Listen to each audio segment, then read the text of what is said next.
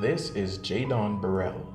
At just 1 year old, Jaydon is battling stage 4 neuroblastoma, a rare and aggressive cancer that is most commonly found in children between the ages of 1 to 5 years old. In spite of this life threatening diagnosis, this young fighter continues to grow as a strong, happy child whose contagious smile and charming spirit serves as a silver lining amidst the dark clouds of fear and doubt among his family. I am Justine Hewitt, the mother of Jaydon Burrell. When I was pregnant, I did 3 ultrasounds. The third ultrasound at the St. Joseph Hospital showed that Jaydon has a cyst inside his stomach. The doctors said it was a cyst at first. So when Jaydon was born at Jubilee, the pediatrician there did examine Jaydon and they said that they couldn't feel the cyst. So they scheduled me to do an ultrasound on him personally when he was born. At this time he was 3 months old. I did over the ultrasound at St. Joseph again on him. The doctor said yes, they are still seeing a cyst in Jaydon's stomach. They were calling it a cyst at first. Went back to Jubilee with the result. They examined him again. They said that they still don't feel anything. So they recommend me to the Bustamante Children's Hospital to the surgeons. When I went there the next day, the following day, the surgeons examined Jaydon. They said that they didn't feel anything. They said that they don't see any sign of nothing or nothing at all. So they said that they're going to do some tests on him. So they did some urine tests, blood tests, send them overseas to check if it was cancer. They said at Bustamante that they are not going to call it a cyst. They're going to call it a mass because they don't know what it is. So it is a mass. At just 5 months old, Jaydon had received nearly half a dozen ultrasounds and a few CT scans with no certainty of what's wrong, other than the fact that an unidentifiable mass could be seen in his abdomen. All of the results at this time came back normal for Jaydon, so they couldn't diagnose him. They also did a CT scan. The first CT scan, they say that they sent me to somewhere private to do it. It come back that nothing was there. So the doctors now at children look at the scan themselves and they said that yes, that there was something there. They did MRI. They did a second CT scan at KPH this time, not private. It come back that yes, they saw something, and You're saying that the second CT scan, shows that there's something. yes, that they sent me to KPH this time. KPH said yes, they saw something in Jaydon's stomach. At this time they was still doing tests, looking at him, looking on his eyes, his movements, everything, because they wanted to see something to show that they were suspecting neuroblastoma, a rare childhood cancer, but he didn't have any sign or any symptoms or nothing at all. So they also had to do an MRI to show it clearly, because they wanted to make sure something was in his stomach before they did a surgery on him. The results of the MRI done at the Kingston Public Hospital confirms the mass, but Jaydon continues to show no symptoms of the suspected neuroblastoma cancer. The surgeons at the Kingston Public Hospital immediately got to work and prepared young Jaydon for surgery. After hours in the operation room, Jaydon's parents received some disturbing news. The MRI come back, yes, there was something there. Jaydon was still active, healthy, foot moving, everything. They did the surgery when he was 5 months old. They actually did the surgery and they took out 85% of the mass. we still didn't know that it was cancer at this time when they took it out. The surgeon came back to me after the surgery and told me that the surgery was rough, but it was successful. And the reason they couldn't feel the mass, it was because it was beside of his spine to his back. Knowing that he was so young to take out 85% of it, and where it is beside his spine, it was challenging. He was in the surgery for a long, they had him for hours. They come back, said that they left 15% because he was so young, they didn't want to damage his spine, so they couldn't remove everything.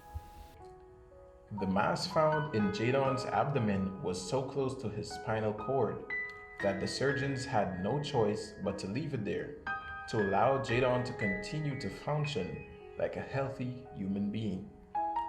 Sadly, the joy shared between Rohan and Justine from the success of the surgery was short-lived. Just a few weeks later, they received a call urging them to visit the hospital immediately. The lab results from the MRI brought Jaydon's family to tears. They end up sending the mass to the lab. At the next month after, they contacted me wanting to come in urgently to discuss what the lab result came back as. So the lab result came back that it was neuroblastoma, stage 4 cancer.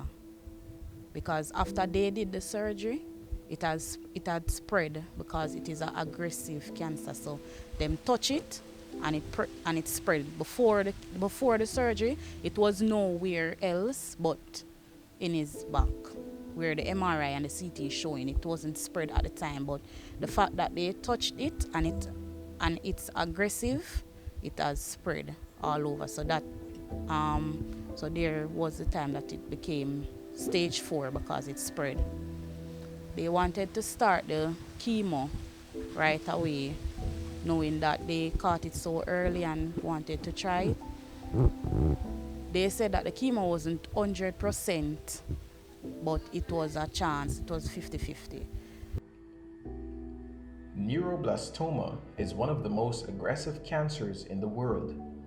Once aggravated, it rapidly spreads all over Jaydon's body. This sad news from the medical professionals kickstarts a series of events that would truly test the fate of Jaydon's parents. At this time when I found out that it was cancer, I was devastated. I cried for days. I couldn't get to go to work. I stayed home. I didn't share Jaydon having cancer with no one until around a month, 2 weeks ago. I put it public to everyone. When I realized now that I need help and the chemo is not working. So before all of that, they sent me home to think about everything, and because it's cancer. So they sent me home and to think and digest and tell the father. At the time, they also wanted to see him to explain everything. Multiple sessions of chemotherapy at such a young age can cause numerous complications if the child survives. However, it was Jaydon's only chance of surviving this aggressive cancer. But after the first few sessions, Jaydon was infected. When I brought Jaydon now to start his chemo, he got an infection. They said it was the cancer that caused the infection. So he got an infection, they treated it, gave him antibiotic, and then right away started the first chemo. After the 4th chemotherapy session, the doctors realized that the mass did not decrease in size. This news put Justine in a state of worry and emotional turmoil. She was bedridden for days. The plan was to do 4 chemo, and after the 4th round, they would do another CT scan, see if the mass has shrunken, so they could take out the rest completely. That's the 15% that was left, or if the chemo could actually shrink it away. So after the 4th cycle now, the 4th chemo cycle, they did a next CT and they said, "Mommy, the mass didn't shrink. If it did shrink, it's just barely. We still had our hopes up. I had my hopes up, knowing that it was just 15% left, and I had my hopes up in the chemo, said it would work. Yes, so they continued the chemo. The surgeon said that they're not going again because it hasn't shrink up much, so it don't make no sense them go back. So them say make him finish the next. He only can get eight. Sorry, he only can get 8 chemotherapy at his age and the type of cancer. He cannot get no more than 8. So they said, okay, let him finish the next 4, and then we will see if we can go again. The advised number of chemotherapy sessions for a 1-year-old child is 8. And with the cancer barely shrinking after 50% of the sessions, as well as the limited resources available for this rare cancer in Jamaica, medical professionals decided that it was time to seek help overseas. They believe that Jaydon can still live a normal life once he gets the help that he needs. He was referred to the St. Jude's Children's Hospital, an institution known for providing free healthcare to kids in need. However, due to the ongoing novel coronavirus pandemic, the St. Jude Children's Hospital is not accepting any patients outside of the United States. When he reaches 6th chemo now, they were suggesting Jaydon's case to Sick Kids Hospital in Canada because they study Jaydon type of cancer, neuroblastoma. Sick Kids suggested that they stop the chemo for a while until they themselves test the mass to see why is it that the chemo is not working for Jaydon. They stopped it after about 3 weeks or so. They then contacted me back and said that to start back the chemo for Jaydon, to start it back because it come back, yes, it is neuroblastoma, yes, it is cancer, yes, it is neuroblastoma.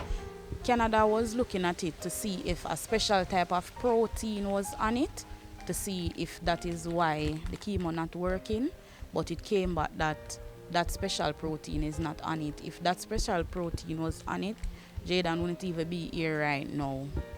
Yes, and Canada also said that Jaydon can live and he can have a normal life if he get the helps that he needs, that is overseas, because Jamaica doesn't have a cure for cancer and Jamaica cannot help him.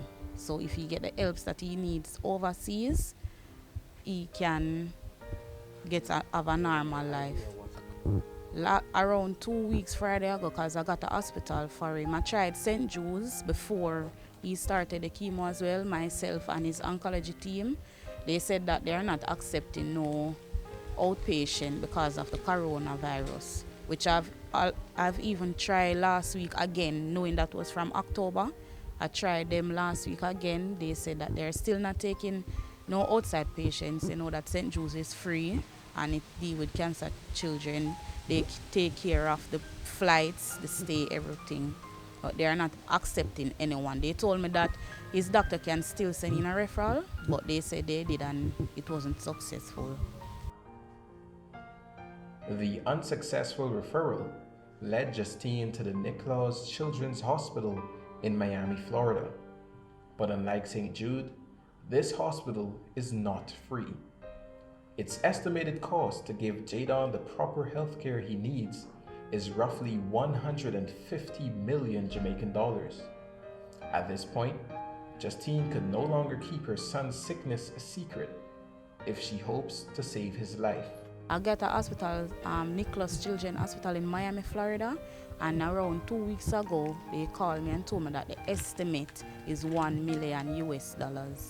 That was the time when I realized that I need not to keep it as a secret no more from my friends, families, some of my co-workers, because my manager knew. So this was the time now I realized what I was really going up against. I was like, $1 million US, that is impossible. So the price that they told me literally brought me down as well. I couldn't even continue working. I had to come home because my son gives me strength because he's a very strong baby. So when I see him, I get strong because he's strong. But all hope is not lost. Jaydon's parents have started to seek help from anyone that is willing to hear their story. His dad, Rowan, also continues to be faithful that God will help them through this unexpected crisis.